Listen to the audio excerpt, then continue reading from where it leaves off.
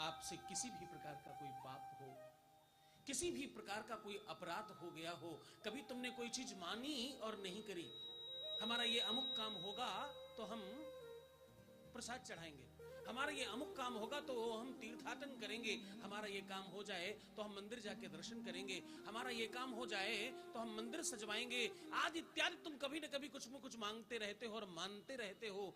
इनमें कदाचित कभी कुछ भूल जाओ, या तीर्थ में जाकर कोई तुमसे अपराध हो जाए, या तुम रोजमर्रा के जीवन में तुमसे कोई अपराध हो जाए, उन अपराधों का फल है कि तुम्हारे जीवन में दुख आता है। क्या आता है? तुम्हारे जीवन में दुख आता है, तकलीफें आती हैं, मुसीबतें आती हैं, और हर प्रकार के दुख का, पाप का निवारण होता है तीर्थ में जाने से। लेकिन तीर्थ में जाकर के भी अगर किसी से कोई अपराध हो जाए तो उसका निवारण कहीं भी जाने से नहीं होता। उसका निवारण कहां होता है? उसका निवारण होता है शिव महापुराण स्मरण करने से। अगर आप शिव महापुराण सुन ले तो उसका निवारण हो जाता है। तो आप वही शिव महापुराण सुनने जा रहे हैं। एक और बात कहूं, शिव महापुराण के अधिकारी हर कोई नहीं होता। शिव महापुराण श्रवण करने के लिए बहुत तगड़ा प्रारब्ध चाहिए, भाग्य चाहिए, किस्मत थोड़ा तेज चाहिए, अन्यथा तुम्हें और सब कुछ प्राप्त हो सकता है, शिव महापुराण प्राप्त नहीं हो सकती। शिव महापुराण महादेव की कृपा के बगैर संभव नहीं है। हाँ? जैसे आप देखो, छोटा सा बच्चा कोई टॉफी, चॉकलेट या कोई भी ऐसा खाने पीने की वस्तु हाथ में लेकर घूम रहा हो और आसपास कुछ और बच्चे आए, आप उनसे दूर से कहो कि देखो इसको भी दो, सबको बांटकर खाया जाता है, सबको देकर दिया जाता है और सबको बांटकर खाने से अच्छा होता है। तो बच्चा क्या करता है? चालाकी से थोड़ा थोड़ा थोड़ा थोड़ा एक जेब का निकाल करके यहां वहां बांटकर चुपचाप खड़ा हो जाता है। अगर आप कहें दूसरी जेब वाला भी निकालो तो कहता नहीं, ये मेरा अपना है, ये नहीं देता। लेकिन अगर उसके माँ बाप आगे बढ़कर के हाथ बढ़ाएं तो बच्चा नहीं रोकता और उसे वो देना पड़ता है। बिल्कुल वैसे ही भाग्य का विधाता परमात्मा भी तुम्हारे भाग्य में, प्रारब्ध में, किस्मत में अगर कुछ गलत लिख गया है और तुम्हें कुछ ऐसा है जो नहीं देना चाहता, एक जेब का बचाए रखना चाहता है, वो भी अगर कहीं से मिल सकता है तो उसका नाम शिव महापुराण है और महादेव की भक्ति है। कल तुमने सुना था ना कि ओम नमः शिवाय कोई मंत्र नहीं है, केवल ओम नमः शिवाय महामंत्र है। ज्यादातर मंत्रों में नमः बाद में आता है, ओम नमः शिवाय में नमः पहले आता है। नमः का मतलब प्रणाम है।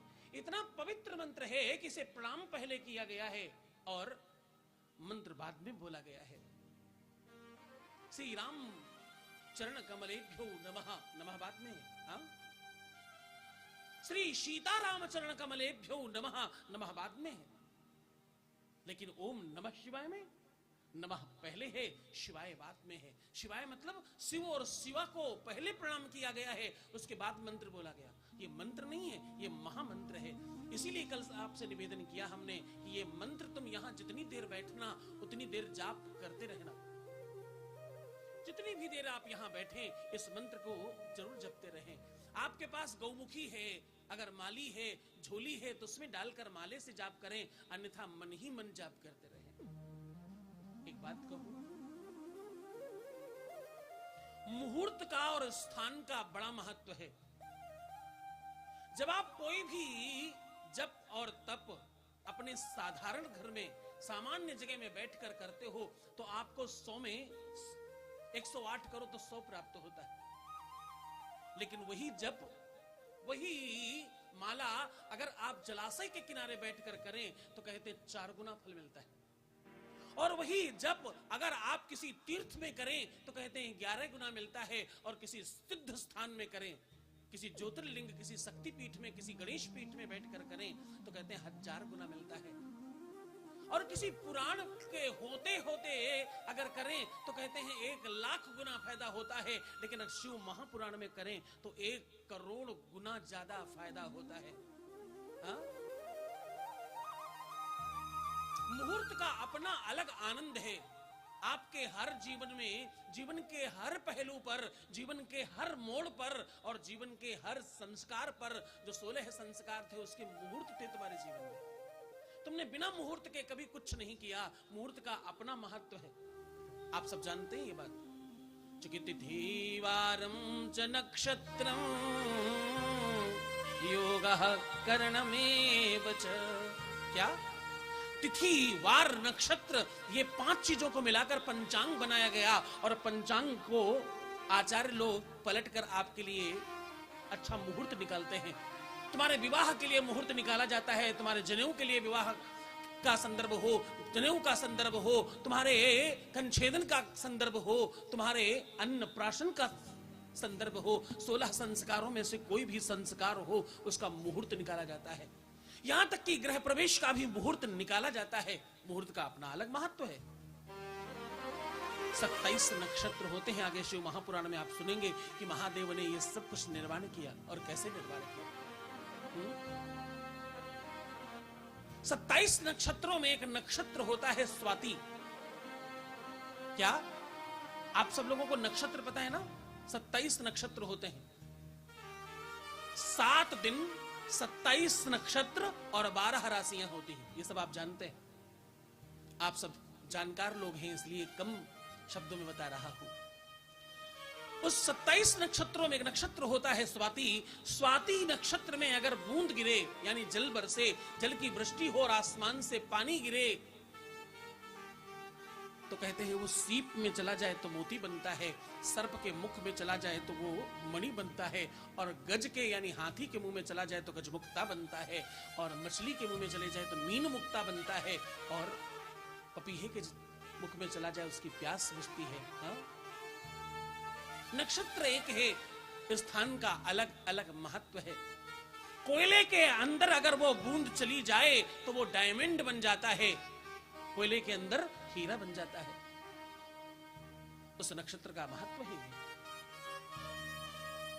एक सामान्य सब्जी बेचने वाले जीवन में, उसके लाइफ में, उसके जीवन में कोई अच्छा श्रेष्ठ समय आए तो वो हो सकता है कि रोज से 10 गुना, 20 गुना, 50 गुना ज्यादा व्यापार कर ले। लेकिन अगर एक सोना बेचने वाले के जीवन में यही श्रेष्ठ समय आ जाए तो वो बहुत ज्यादा लाभ प्राप्त कर लेगा। बिल्कुल उसी प्रकार से मैं तुम्हें कह रहा हूं, शिव महापुराण में बैठकर जब तुम जप तप करते हो तो तुम अपने आप को स्वर्ण का व्यापारी समझना।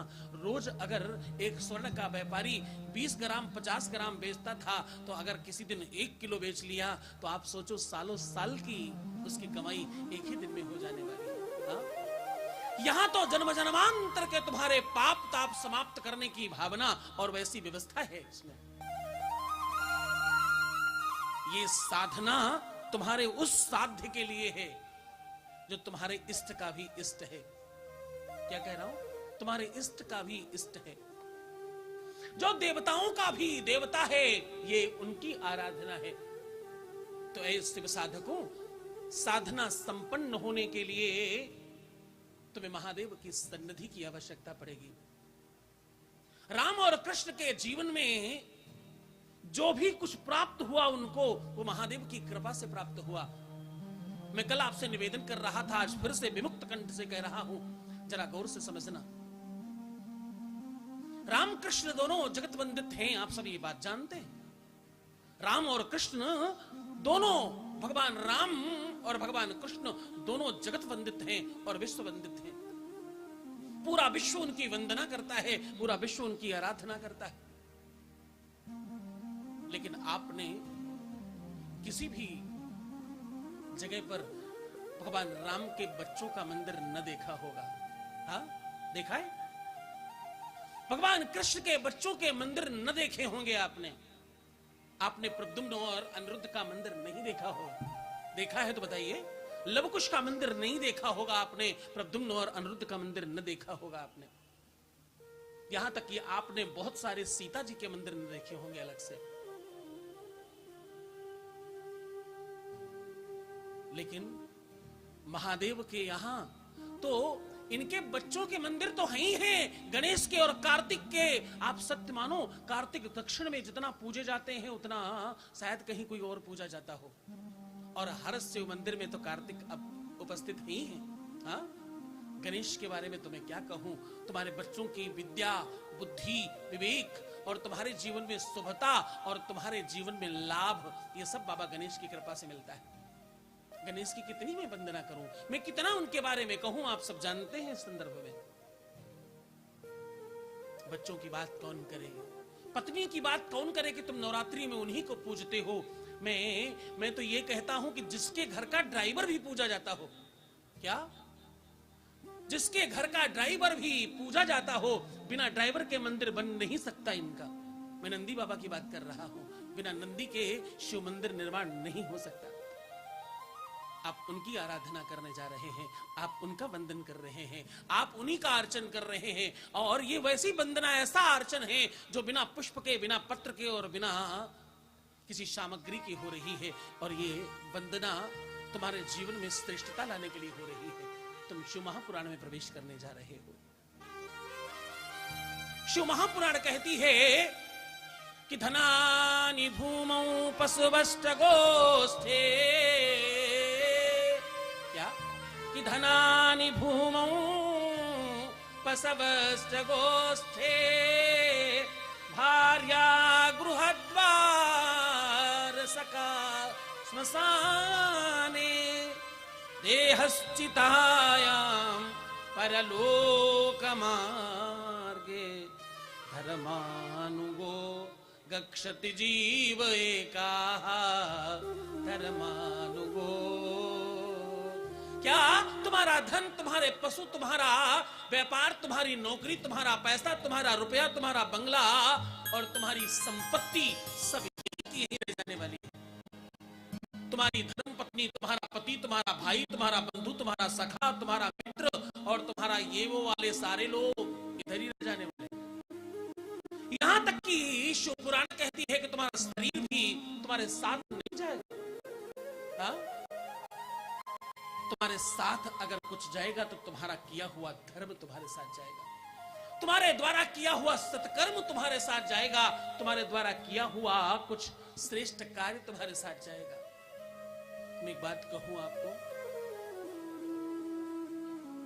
तुम्हारा